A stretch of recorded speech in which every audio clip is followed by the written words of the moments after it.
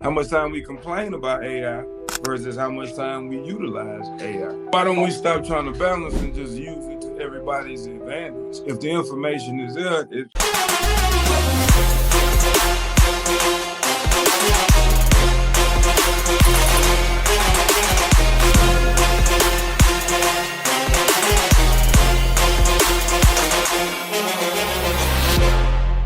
And as always, just super excited about life. One of the things that I've really kind of started concentrating on is how do we make sure that we can help people become the person they need to be in order to do what God put them on this earth to do.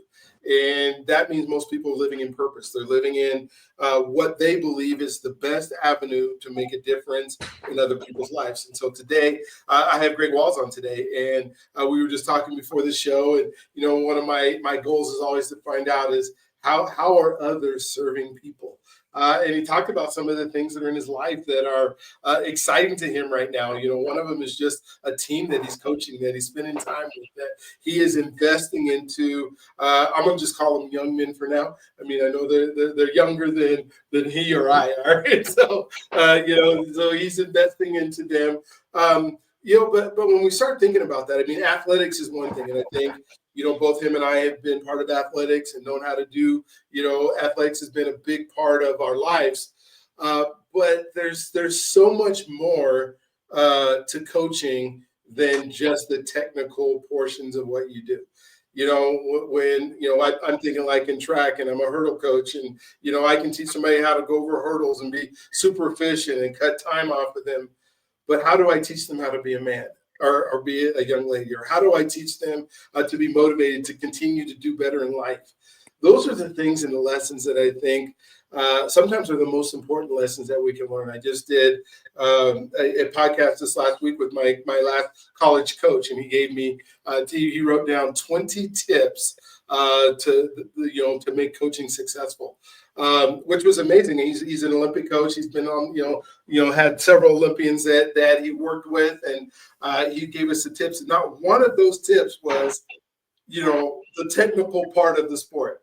Not one of the 20. I mean, if you would have got to 100, I'm sure he would have said you got to know how to be technical, right, because those things can go on. And so, but it's so neat and so Greg, thank you for being on. I've asked him to tell his story first, as we always do, because I think you guys get so much out of like, oh, that was me, or I did that, or I can learn from that. And so thank you for being on, taking your time, out of your day in the part of the country you're on to talk to us today. So go ahead and tell us your story, tell us all about you, and then we'll just move on from there. Well, I appreciate being on, man. I mean, it's people that want to have a conversation with me is cool. I don't know if I always have the right things to say, but to hear what I got to say, I think that's pretty cool. I'm from small town Mississippi by way of California. I was born in California, raised in Mississippi, Picayune, Mississippi, right down there on the Louisiana border, right off the Gulf Coast. From there, I found my way to TCU. Graduated from TCU, played football at TCU, lettered all conference. Once I completed my senior year, got picked up as an undrafted free agent to the then Washington Redskins, now Washington Commanders. Played a couple of preseason games and got cut. Went back to school and graduated. That's the short of it. In between that, quite a few things happened, but that's the short of it.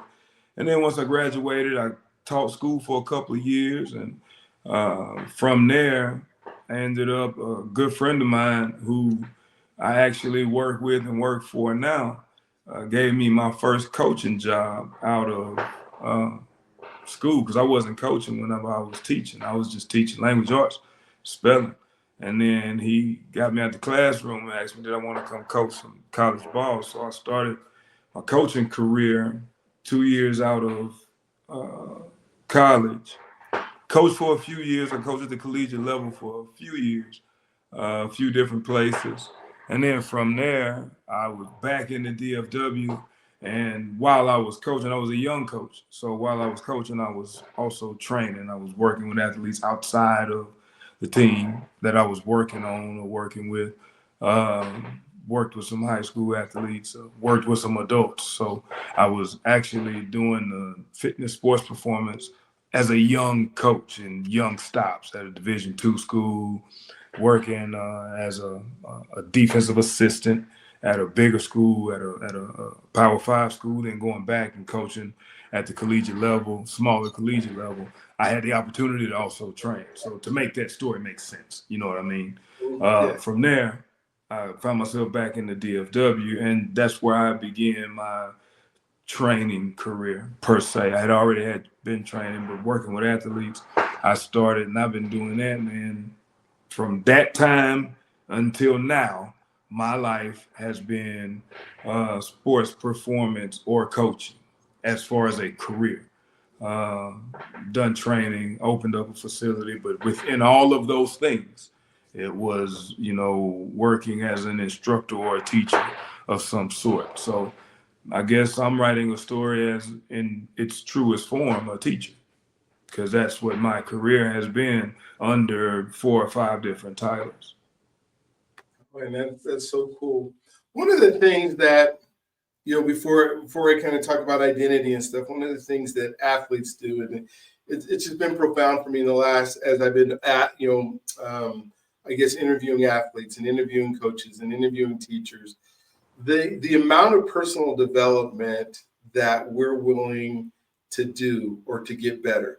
If you think of like through high school, through college, and then now working with athletes, you'll spend from, May till whatever, training, getting better, getting up early in the morning, for like, especially with high school, right? 11 games, 12 weeks, 11 1-hour periods that you're going to work, and you'll spend your whole life. And then we find people who aren't willing to work on themselves at all, that's going to take their whole life.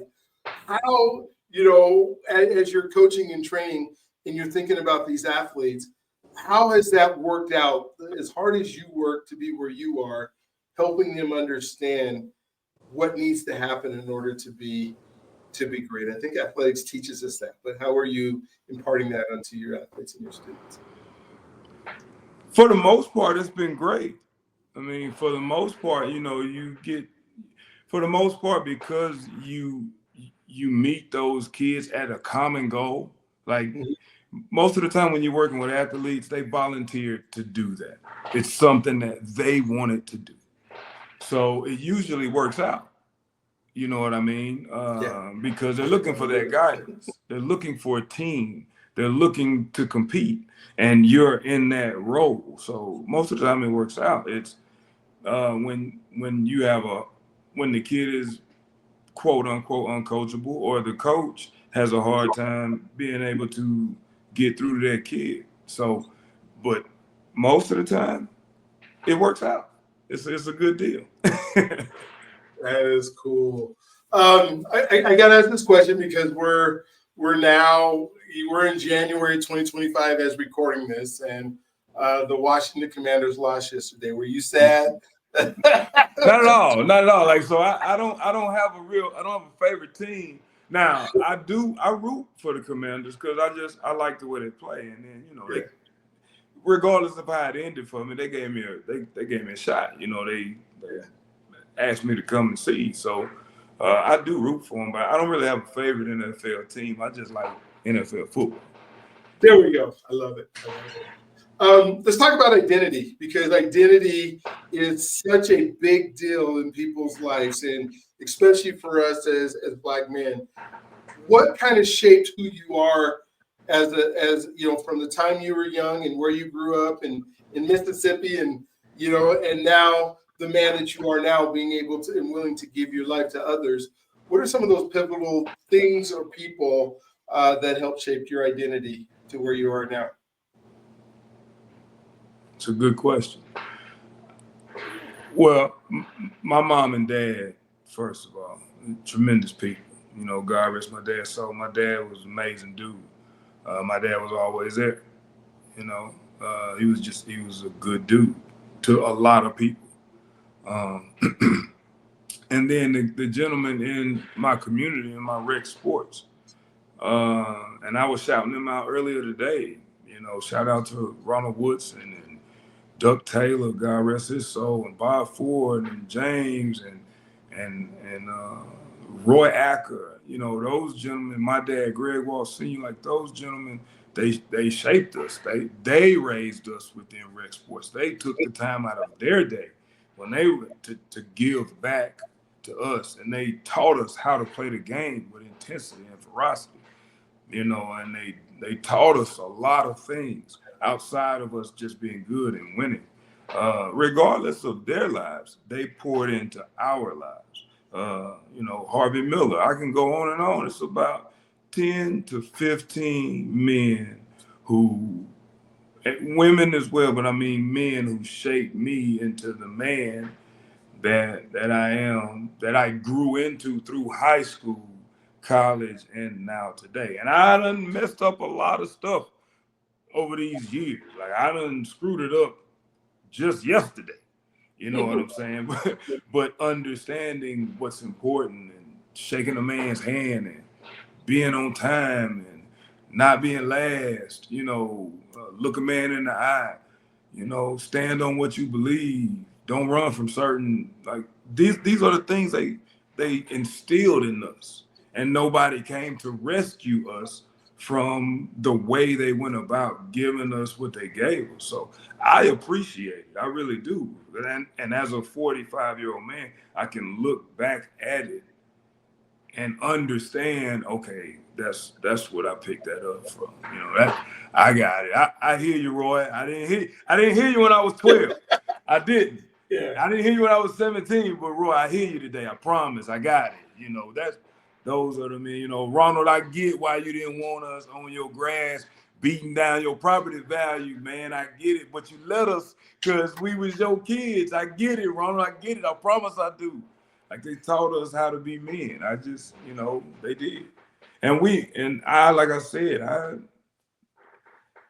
in becoming a man, I done messed up a whole lot of stuff.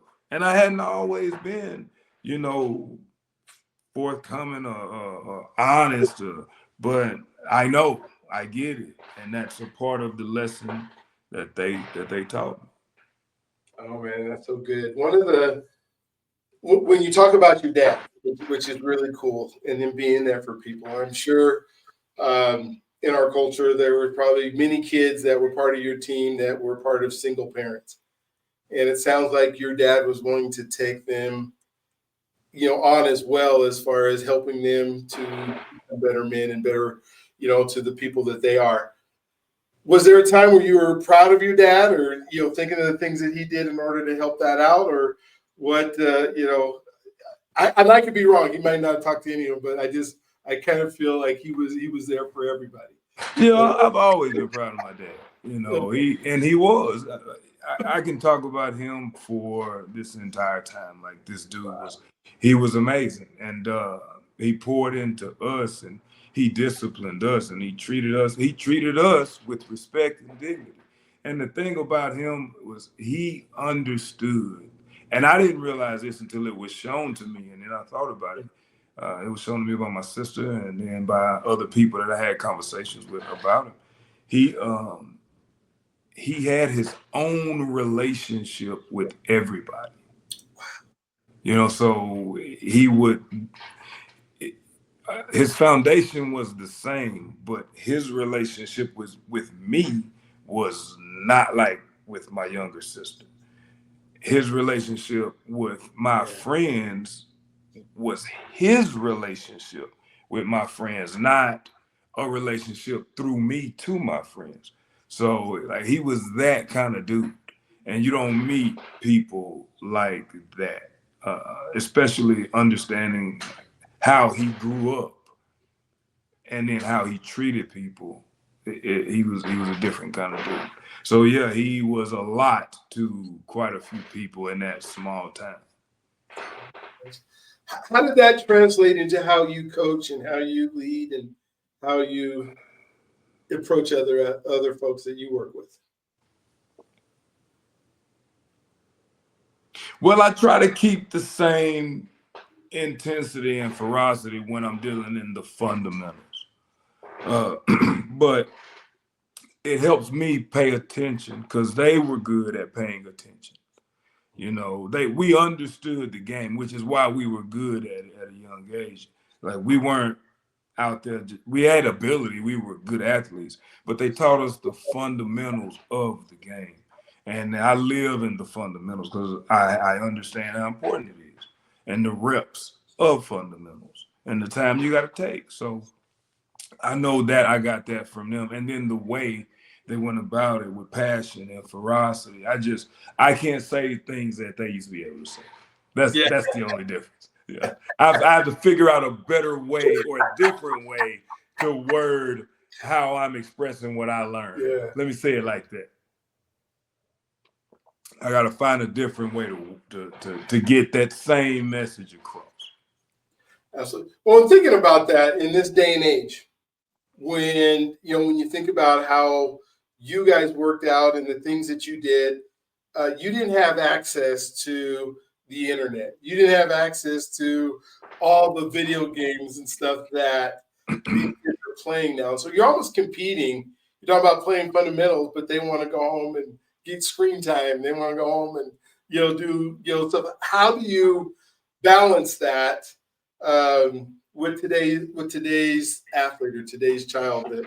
Why don't we stop trying to balance and just use it to everybody's advantage? If the information is there, it's okay. You on your screen.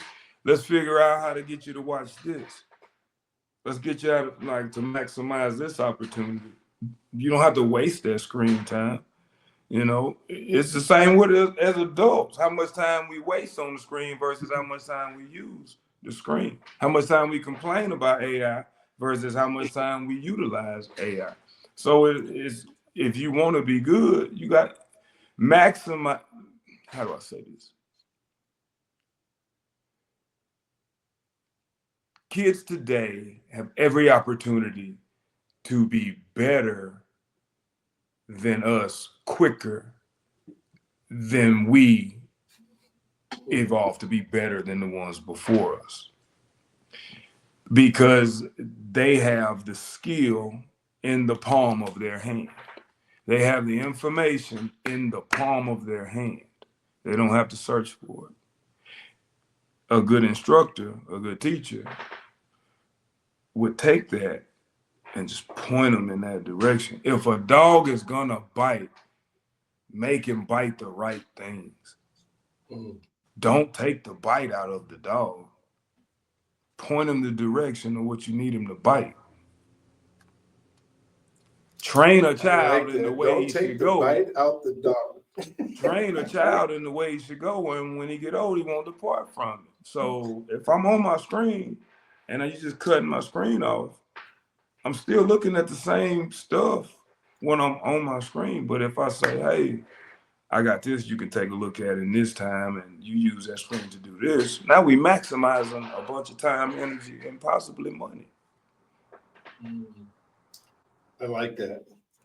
Today's parent, as I was growing up, and I've been coaching now 38 years, but I was, an athlete and stuff. And I can remember my parent not being as involved in every aspect of my, I guess, today's career, right? Because I have parents who will tell me, my son can only spend this much time before we send them to this person. And then, he's ranked.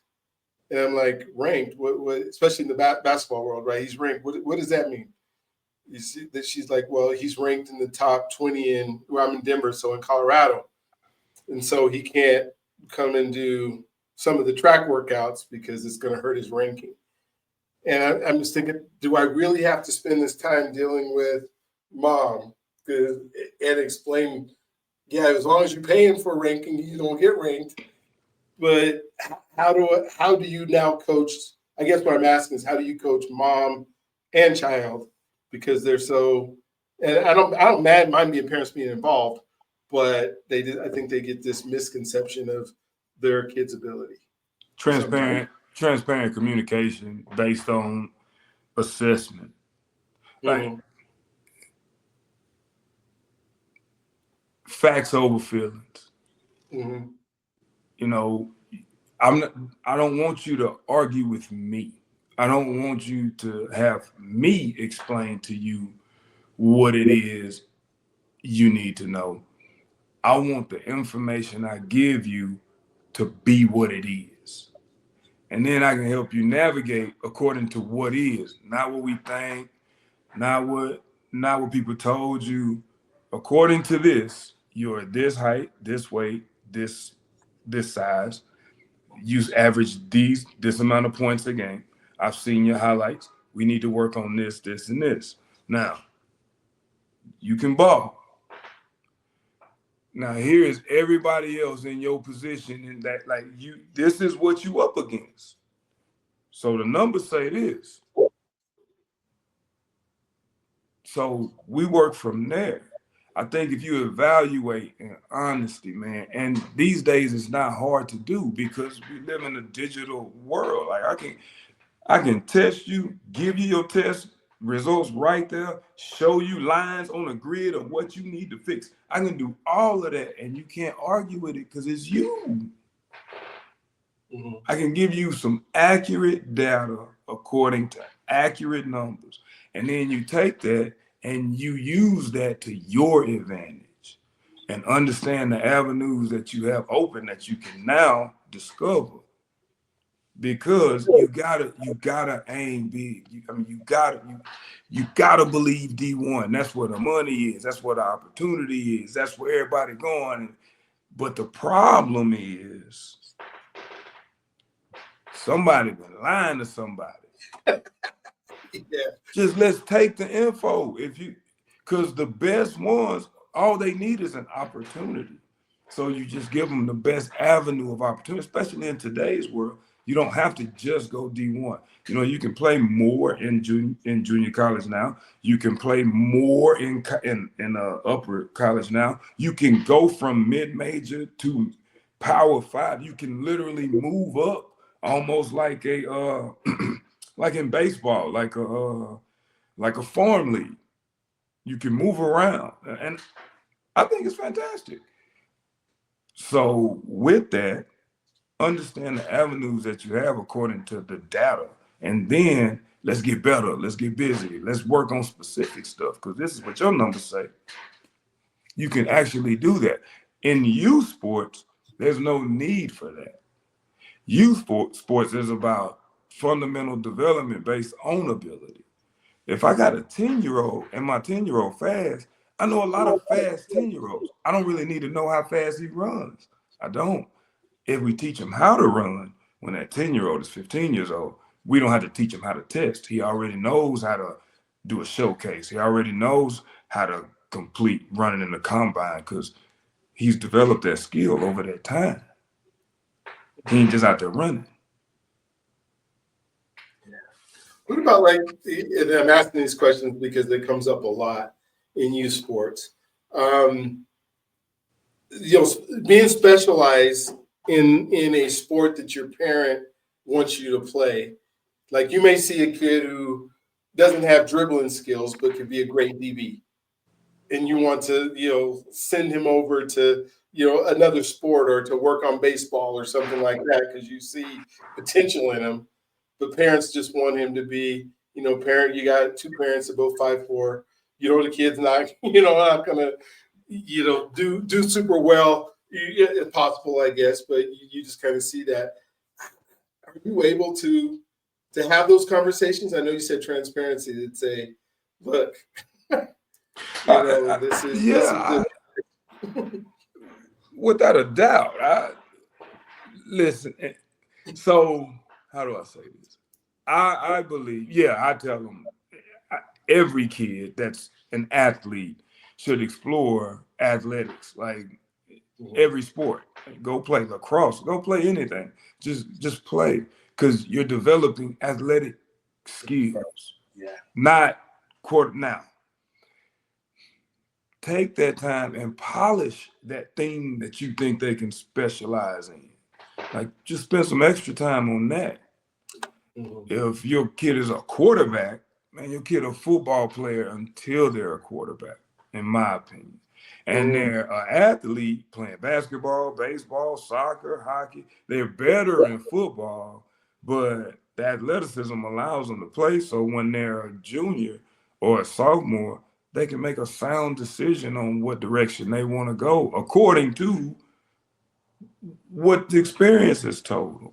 And it's not the same these days because you don't have time. The seasons overlap. It's not, that's easy for me to say, but I'm gonna tell you what's real. It's hard to play multiple sports because the seasons overlap for high level athletes, and then high level athletes, the clubs want to keep them in the club throughout the seasons. That's just called competition. That makes sense to me. Is it fair? I don't know, but I understand why one would do it. And then they are building the development apart within their companies, which why not? I'm going to bring the specialist in that's going to work on with you on Tuesdays and Thursdays. So when do you have time to go play that other sport? The windows are squeezed. It's hard to practice for one sport because if you try to play two sports. In fact, playing one sport now, you're doubling up in like you got club baseball and you got school baseball. So it's theoretically what we were saying earlier. I agree. Realistically, it is shifted. And I don't know if I like the shift. I think rec sports was the way that youth sports was truly designed to be. But because it's not as competitive as it used to be, we got this. You know what I mean? And this is hard because I've dealt with every part of it. So some of it is worth it and it's good.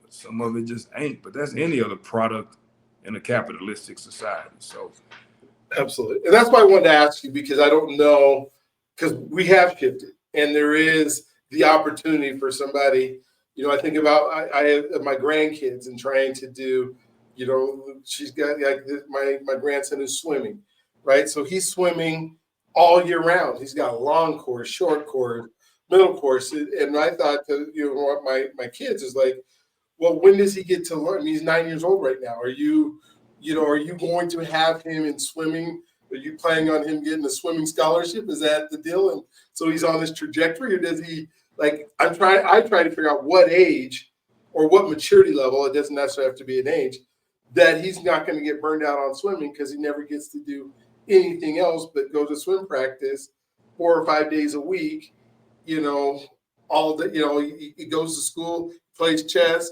he goes to swim practice at 9 years old every single day, Here's what I've learned. Okay.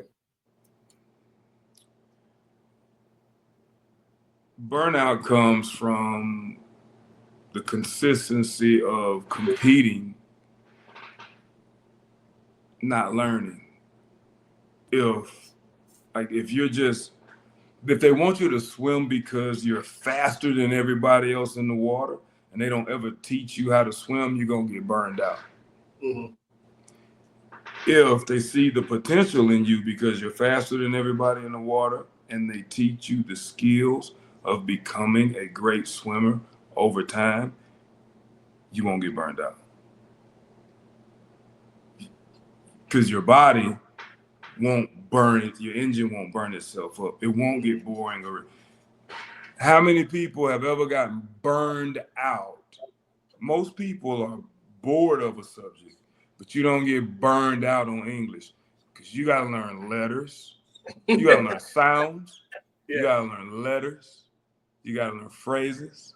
You got to learn sentences. You got to learn paragraphs. You see what I'm saying? So you're in a constant cycle of learning. Yeah.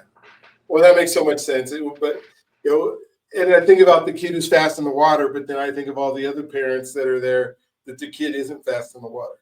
The kid is, coming in, they're you see their faces because they come in last every time, but still mom makes them, eventually there's got to be a point where parent says, he's never won a race. There's got to be something else he can do, right? So my point to that is after the kid decides they don't want to do it no more, they have to finish what they started and then don't do it no more.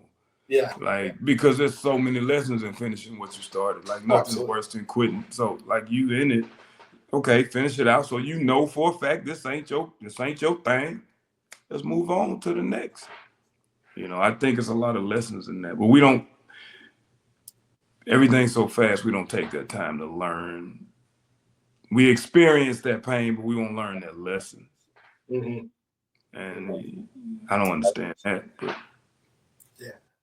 Well, thank you for going down this rabbit hole with me, because I see you as an expert, and and I know a lot of people who ever watch this or even thinking of how do we deal with this. I think as a parent, I'm beyond those ages where my youngest is 28, but at the same time I have all these grandkids, and then I'm trying to teach my daughter and my son who have their kids that are now in all these youth sports that I wasn't used to, because I'm not used to the specialist in the 1 year long season of, of one sport where I got to try a whole bunch of stuff and found out what I was really good at. And so sometimes it's hard for me to figure that out. When we talk about relationships and being a husband or being a dad or being, a coach for somebody, what are some of the most, influential things that we can do to help foster relationships so that they thrive and they're not broken? Listen. Listen. Don't just wait to talk. Listen. I mean that. Gotcha. My wife used to tell me, listen to understand, not to be right. Respond. To respond. There you go. Yeah. Not to respond. Don't just wait to talk. Listening is hard and it's a learned skill. And listen without judgment. And then go, because you gotta. I'm still learning that. Okay. I'm not saying that and like I know. So, but I think that right there, a lot of times parents, they don't really hear their kids. And I get it because they're around them all the time. You know what I'm saying? But I think us as instructors, people who got employees, you just listen. You might not agree. You might not even care. Just listen though, because you might get something that could help everybody. But it's hard to listen sometimes, right? Because I want. It's hard to listen all the time. Yeah, because I want to be right. I want to be the person who, tells them what I think. I learned about 20 years ago from a pastor. He said that hurting people hurt people, and that's when they lash out. And so trying to listen, like you're saying, to understand what might be hurting them instead of just responding to the lash out.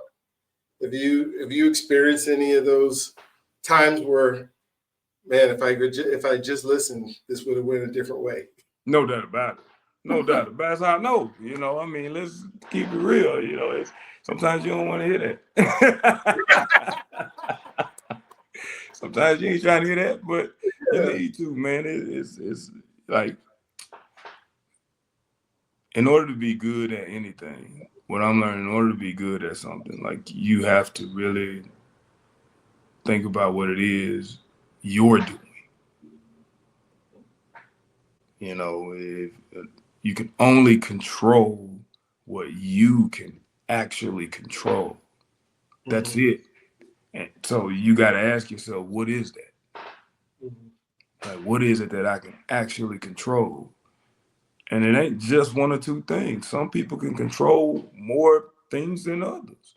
And then what you got control of, is it important? And you see what I mean? And it ain't about nobody else until it is.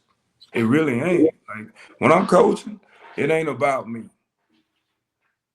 Like you paid me for this time. You paid me for this time, and we got to do what we agreed to. That's it. If I keep it there, I'm sure I could build a quality relationship. If I just keep it there, this is what we said we're gonna do. You said you're gonna pay me this amount of money on this day to do these things. I said I was gonna do these things. Let's keep it there. That's what they. And then from there, you can grow a real relationship. It's not hard to listen whenever you like, yo, look, Greg, this week I can't do it because of this, or I can't do it, or can we move? Absolutely. Let's talk about it. Let's do this. That's how. I really believe that. I believe you have to be able to remember what it is you're actually trying to do. What do you think your greatest strength as a coach is? What makes you above and beyond what other coaches who are out there doing? We're in this world today of coaches for everything, and some are good. I guess it's probably been that all along. Some people say, well, you had to do the thing in order to be a good coach. But then I look at like Bill Belichick. He didn't play football, but he absolutely understood how to get the best out of people. What do you think your strength is, your biggest strength in coaching? Persistence and explaining. Like I can get you to understand what I want. Mm-hmm.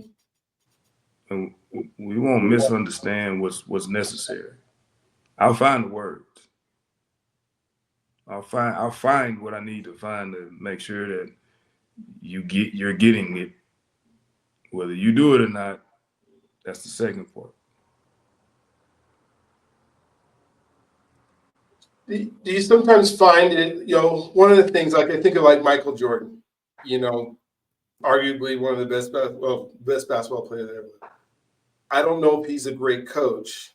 Business, I think, is it because he was able to do things that there's no way he could coach it because he was just talented enough to do it. Do you ever find in your coaching and your style of coaching that because you were a really good athlete and just had talent that other folks didn't have, that sometimes it's hard to get concepts through that you were able to do, but they just physically aren't capable of doing? Nope. Okay. And nope. And part of that is because of persistence. But I had a coach, and I don't know where he got it from, so I can't quote it, but I had a coach say, and I believe this, coaching ain't telling people what to do. Coaching is getting them to do what you need them to do when you need them to do it. Like, so, and then I say this, like the Bible, regardless of what one believes or who one believes in, the Bible has a great source of legitimate information, and I think everyone should take the time to read every once in a while. But the Bible says, and everything you get, don't matter what it is, get understanding. Yeah. That's got to be important because most problems come from misunderstanding. Woo, absolutely they do. It's in athletics too. I ain't understand. Mm-hmm. I need you to understand. I don't need you to like it. I need you to understand it. Yeah. That way you can do it. Yeah. I don't understand what you want me to do. Oh, so cool. And go ahead. Now, I'm saying most problems in life and sports, mm-hmm. What's the busted coverage? A misunderstanding. I thought I was supposed to do this. He thought I was supposed to do that. Nah, man, that ain't right. Fix that. Like sports, relationships, business. This is what we said we're going to do, right? Okay. Do what you say you're going to do.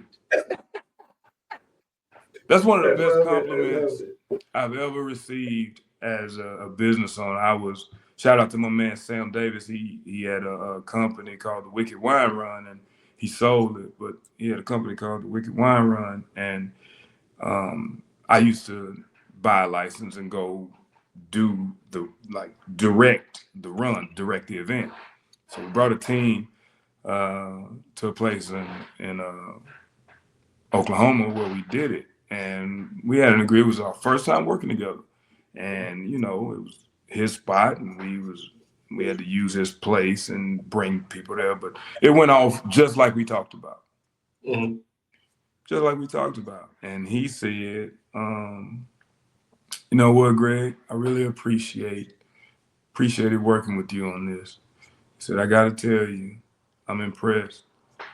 Your team did exactly what you said y'all would do." And I thought that was the best compliment I ever received, because Yeah. that's, you know, I if I tell somebody I'm gonna do something, I don't do it. I'm working my ass off right now today to do things that I told people I was gonna do that I ain't done yet. Yeah. You see what I'm saying? I do.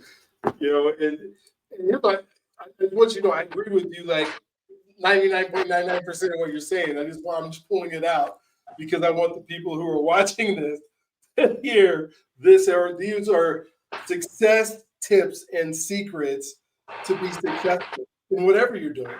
And I think somebody just gets so confused on, you know, like you're talking about fundamentals, right? And how important those are, and you know how vital it is. And they want to keep bringing you programs with trick plays and you know all these extra stuff that don't develop the athlete, that don't develop the kid, that don't develop character, that don't develop, you know, that are not part of the success formula that works. And you know, it's so refreshing to hear somebody say, "No, this is how you do it," and then go out and do it. You Yeah. know, and be a person on the integrity that's there. I'm not gonna just blow smoke. I'm gonna tell you this is what we need to do, and then we go do it, and we're gonna work as long as it takes to get it done. And I'm not, and Yeah. I don't tell people they can't do it, because I Oh. don't know. I don't like. I'll be like, you can't do that. Like that's not cool. But I do say, this is what that is that you're trying to do. Here's this. Here's that. This is where you are. This is what it'll take to get there. Can you do it? Well, I don't know. Well, right now your height says you ain't gonna be here. I didn't say you couldn't do it. I said you can't go here to do it. But if you want to play ball, you can go do it here. So like you gotta be honest. No, you can't go to Florida State. But let's be real, Florida State is college. If you didn't think you could go play at Florida State, you wouldn't think you could play in college. You can play. And but this is what it's gonna take. Now, if you do all those things, here's the real truth. This is what it's gonna take for the opportunity to do those things. Ain't no guarantees. Yeah. You got to do all of this just for an opportunity. And as a man, to me, all you could really ask anybody for is an opportunity. So true. Help me with and you brought it up a few times, but how faith has played an important part in the way that you talk to kids, or the way that you even talk to yourself, or the way that you carry yourself. Whether you know it's the Bible and the things that you've learned from that, or the men and people that you've been around. How has your faith played a part? Well, I mean, belief is one of the most important things you can have. It plays an extremely important role in everything I do. Belief in God, belief in myself, belief in the people around me according to what we agree to. Like it means it's everything. But here's why. Because we don't know. And if you knew, you would never have to believe. Like, I know my name. I don't believe my name is Greg. Like I know, you know. So, you know, if we knew what happened when we die, there would be no reason to believe anything other than what you know. But we don't know. We don't know. So if you knew the outcome of a game, it wouldn't be no purpose to play except to get stats. But you don't know. You believe because of all of the work you did and your team is good and because this cat caught 6 touchdowns and your coach is nominated for coach of the year and you believe you're going to win. That's the role it plays in my life. Like, belief is the most important. Belief is more important than knowing. Mm-hmm. Like, yeah, because belief sets up that anticipation, right? And anticipation allows you to experience it, to at least go try it, go see that feeling. You ain't gonna take the shot unless you believe you can make the shot at some capacity. Unless you just throwing it up knowing you're not trying. But if you try just a little bit, you know what trying just a little bit is? That's faith as small as a mustard seed. That's trying just a little bit. So imagine what happens when you try a lot of it. That's belief. Yeah. Why even take a shot if you don't believe that there's a chance it's going to go in? Why even? Let's take it further. Your grandma terminally ill. People have terminally ill grandparents. They still pray to God to keep her here. That's how strong belief is. She knows she finna die. We all gonna go. How many people then came back and told us what's going on? None of mine. None of mine. So I gotta believe certain things. That's how powerful belief is. So imagine if you ramp that up in a situation not that serious. You're gonna do the things it takes to ramp up your belief. If you ain't studied, you don't believe you're gonna pass unless you know the material. So what's the point in belief? Mm-hmm. But if you study to show thyself approved, you study and you've learned it and you've been in the classes, you believe without a doubt. Yo, I'm about to crush this test. You don't know. You ain't never done it before. You don't know.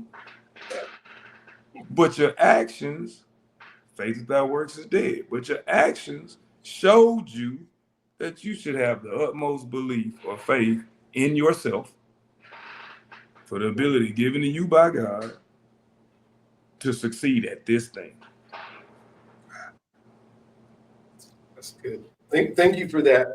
We got a few minutes left, so I know you got to run here pretty quick. But what did I not talk about, or what didn't we get to talk about that you want to make sure that you let the folks who are watching today?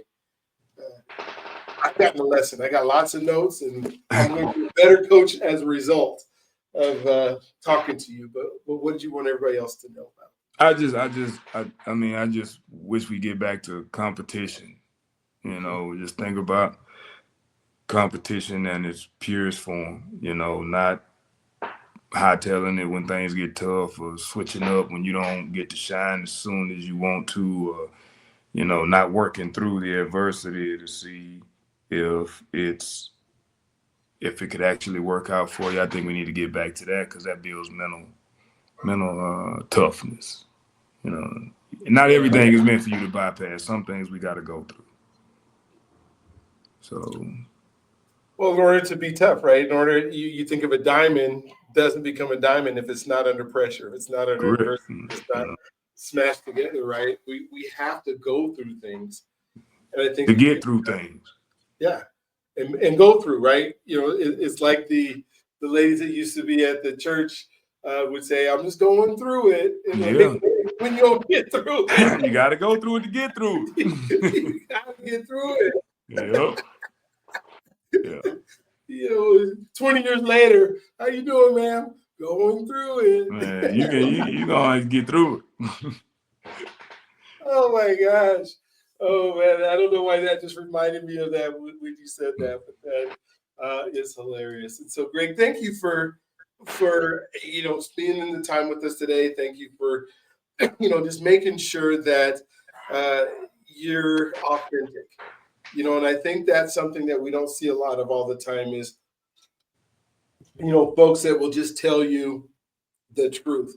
I think we try to especially, when we think about businesses and we think about, we're trying to create money. So we want to tell people, hey, your kid is amazing. Your kid is great.